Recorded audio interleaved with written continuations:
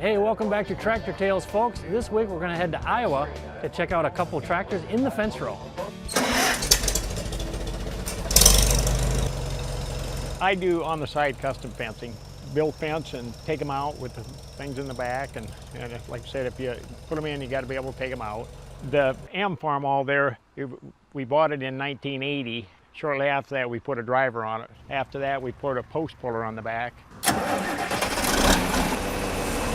And then the 4020, I bought that in '86, and a couple years later I put a driver on it, and then we put a post puller on the back of that. The M motor, I've never ever touched it since 1980. It was supposedly overhauled when I got it. The transmission has been, it was redone 2 winters ago. The 4020's had clutches in it, and other than that, it's been good. And so the same way with the 4020, I got a thing on the back to pull out post, a post puller I call it.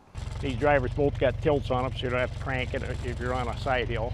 The advantage of the M versus the John Deere is when you're pulling up to the wire, you don't run over the straight line wire on the fence. You're not running over, it's just right there in the wire. But the 4020 there, you run over the wire when you're driving post. So there's an advantage. 4020 is easier to drive, of course, than an M. However, the M's got power steering. My dad has 800 and some acres up there and always a lot of fencing to do. So that's why we did the water post driver. I always wanted one without springs because springs cost money to replace, and I just added weight to it to make it heavier so it hits harder and without breaking any springs. So the other one, it's got springs on it. You got to stretch them before you use it, raise it up and let it stretch, and then so you don't, they call it seasoning of the springs.